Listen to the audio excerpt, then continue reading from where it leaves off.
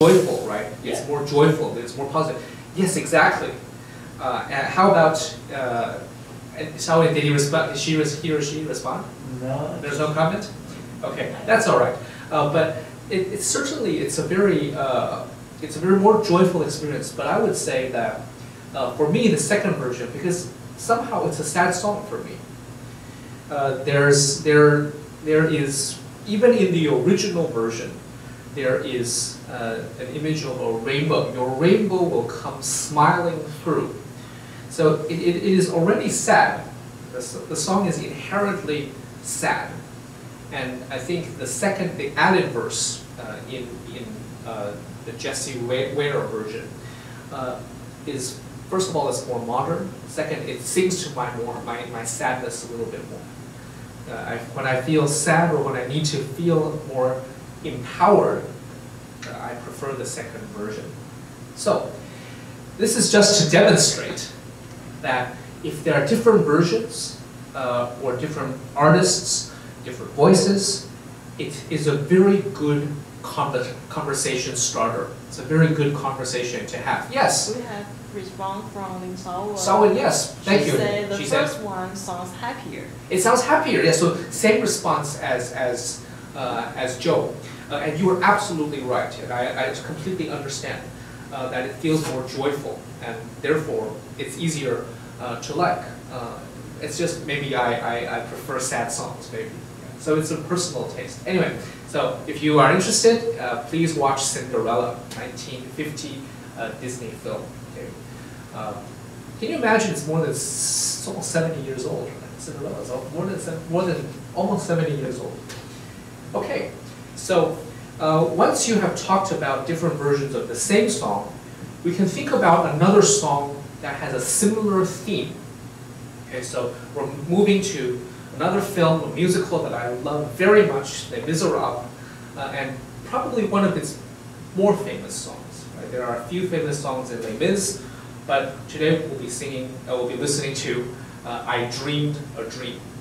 Okay, so let's just listen using the YouTube video. Okay, we'll listen to the wonderful Anne Hathaway in the film version of I Dreamed a Dream.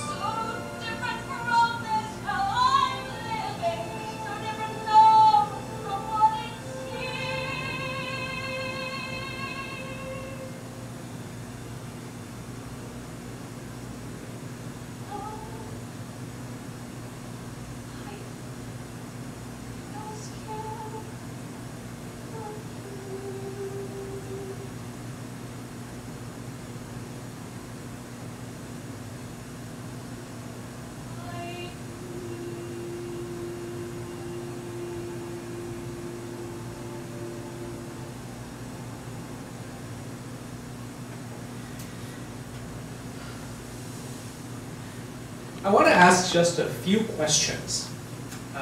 It's of course a very heartbreaking song, and I just want to ask a few questions. First of all, I put these two songs together because they are both about dreams. So when you are thinking about songs in English, ask yourself, what other songs do I know that have a similar theme? They're maybe both about love, about friendship, about heartbreak. In this case, they're both about dreams. So have in your mind a little map that highlights the different experiences that you've had. It's a very good way to synthesize your experience. It's a good way to put together your experience of learning English songs and English music, etc. But you can also connect it to Chinese songs that you like very much.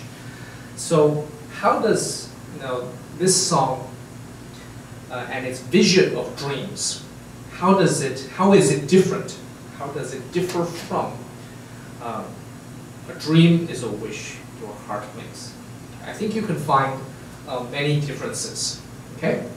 Again, you can read through the lyrics, listen to how it's pronounced. Again, you can read through and listen to the rhyme. Again, you can also read through and look at the imagery.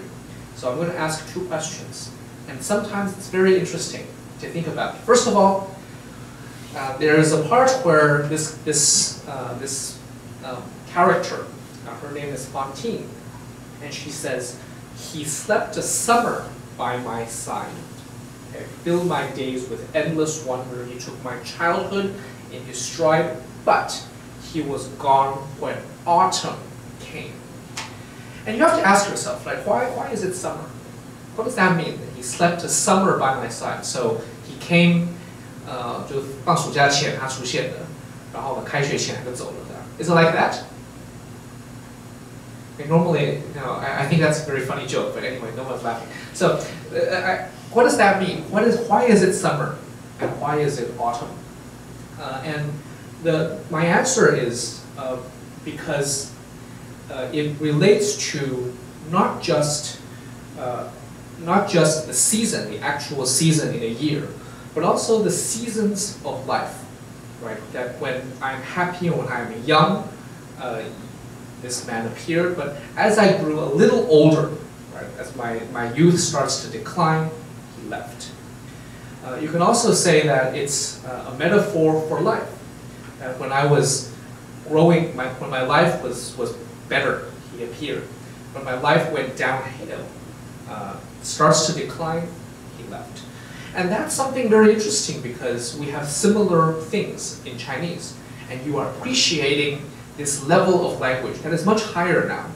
It's not just the words, it's not just the sentence, the grammar structures, it's not just about learning